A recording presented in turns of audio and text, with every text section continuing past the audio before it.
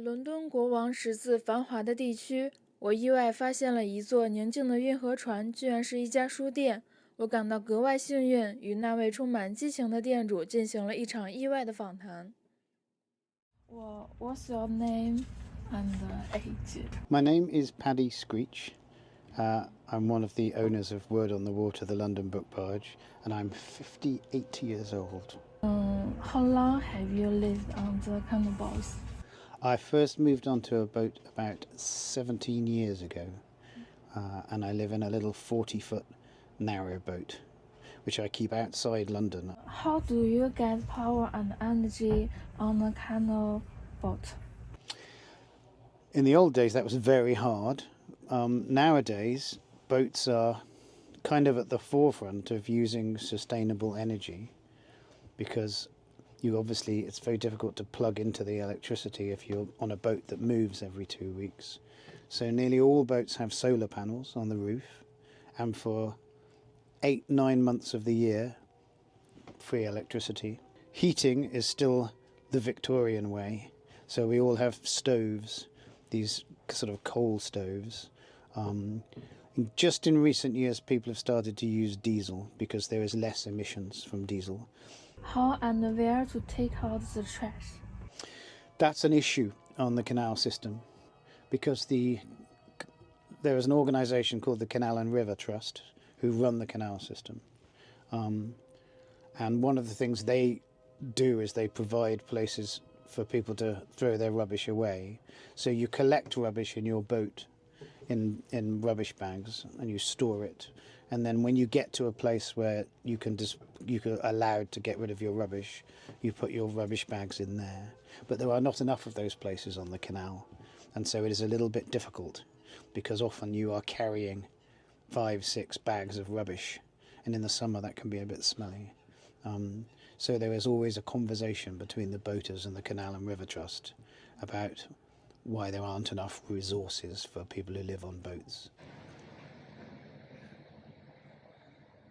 Would the canal boats stay parked along the canal? There are two ways you can be on the canal. You can either have a permanent mooring, which is like a parking space that you never leave, like your home, and you will pay money, you will rent this one place, and often they will put in electricity and a tap and you will have water there. And that is quite expensive. That's like hiring a flat in London. It's the same sort of money. But there is an ancient law going all the way back to the beginning of the 19th century, I think even the 18th century. So the reason we have canals in Britain is because they were the first industrial transportation system. So when the Industrial Revolution happened, and suddenly there were factories and weaving mills in the north of England, and because of the slave trade, there was cotton coming into Liverpool and the ports in the north west of Britain. Something was needed to then transport that stuff to London and around the rest of the country. And this was before railways had been invented, because railways were invented in Britain about 100 years later. And so they built the canal system as a way of moving heavy loads throughout Britain. And at that time, they made it a law that a family could live on a boat. It was illegal for them to live on a boat, provided the boat was kept moving. And that law is still in place, which means in Britain, it's legal to live on your boat, provided it moves to a different place every 2 weeks.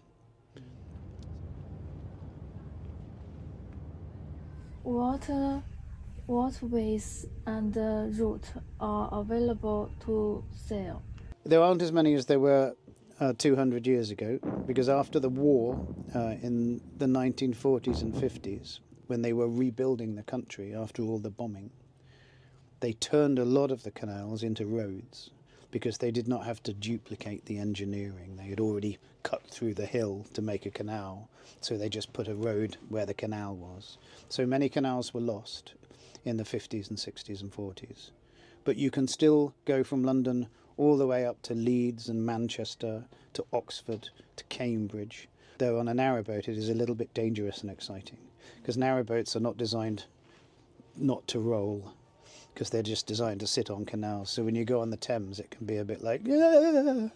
Yeah, many waterways in Britain. Why not choose to buy or rent a house? I never had much interest in buying a house. Houses in Britain it's gone crazy. They're far too expensive, and there's too much money. It seems unhealthy, and I would never have that much money. I worked for the government looking after homeless people, and then I run a little bookshop, and neither of those generate the sort of income that enables you to spend the £500,000 to £1 million that you have to spend to buy a house in London. But also I get depressed in houses. I am a nomad. I feel somewhere I need to move. I travel a lot in my life before I moved onto the canals as well.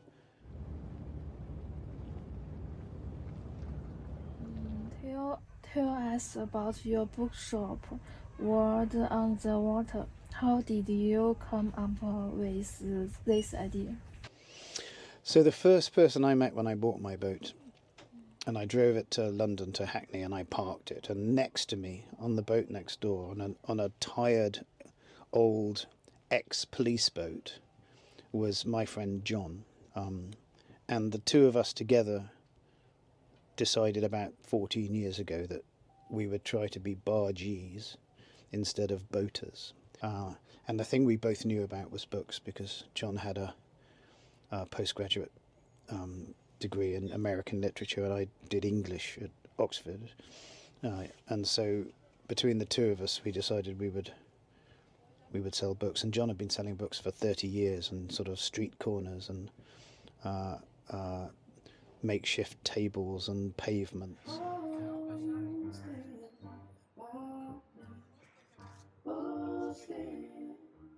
So we decided to try and do it on my little narrowboat and see if it would work. But while we were making our plans, that beautiful Dutch barge that's the bookshop was parked on the other side of the river, and it belonged to a friend of ours called Noy, and he had bought the boat but couldn't afford to keep the boat. His plan was to buy it and just sell it and make some money, but he fell in love with it because it's a beautiful 1920s Dutch barge. So he could not sell it, but he needed help to pay the license. So John and I went and we talked to him, and we asked him if we could maybe rent it for a year and do an experiment of running a bookshop on the boat. But he is a bit of a visionary himself and said, no, I will give us the boat, and I will build a stage on the roof, and we will do live performance, and I will come in as a full partner. So the three of us made a partnership together to do this experiment and see if we could be a floating bookshop. Everybody knows the captive life. Everybody's got that broken feeling, like they follow the dawn to die. Everybody's talking to... So we opened in 2011, and then we spent 7 years moving around the canal system, doing the moving every 2 weeks thing, like the rule says. And it was very difficult. It was lovely, but it was hard to make it pay enough money for 3 men. We would have days where we had to choose between cigarettes and coffee because we couldn't afford both. It was not very commercial, but people slowly got to know us all over London where we'd turn up. We begged for a permanent home, a mooring, and the Canal Authority would not give us one, because where we used to park we would have live jazz playing on the roof, musicians, or poetry events, and the people in the houses would complain about the noise. So the Canal Authority did not like us because they thought we were like a party boat. And they are in Leeds, they are not in London, so they had not seen the boat. So they just thought we were some sort of London noise polluting young people's sort of party thing.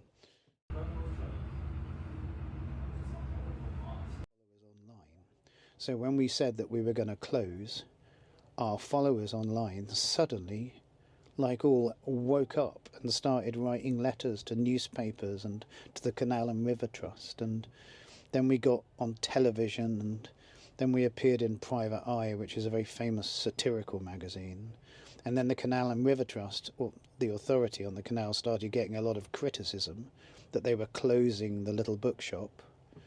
And eventually they gave us a telephone call and they said, okay, you can have a permanent home. Where do you want it to be? So we said we'd like it to be in King's Cross, and we came here. And then in the years since we arrived, Granary Square has been built, this entire complex full of like shops, and the world famous art college, St Martin's is here, and the British Library is there, the Guardian newspaper, and suddenly we realise we're in the best possible place in London to be selling books on a boat.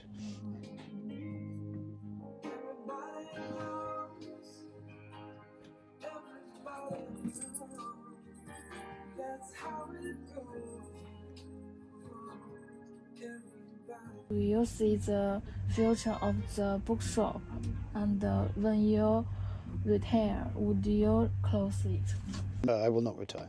And when we started, we were a little bit worried that maybe no one would be buying books 2 years later. What's happened in Britain and in Australia and in Canada is that there's been an explosion of people liking bookshops. And people are buying more normal hard books, proper books, rather than digital books than ever before. New bookshops are opening in England all the time. And that's because bookshops are more than shops where you buy books.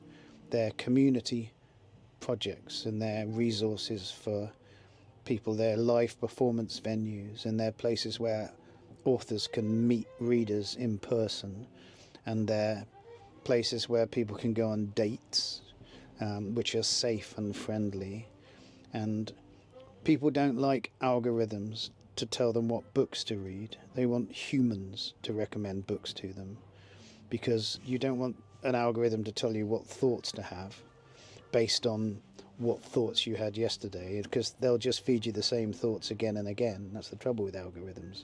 They just send you down this narrowing corridor.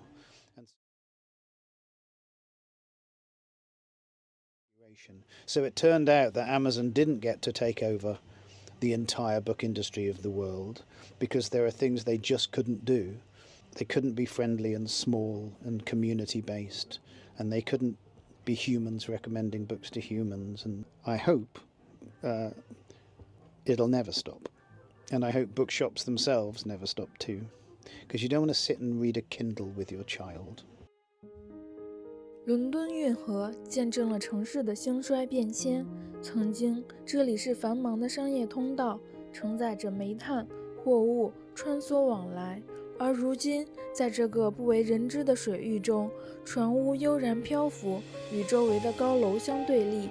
你不再被尘嚣困扰，取而代之的是水波轻拂心灵，让人忘却城市的喧闹。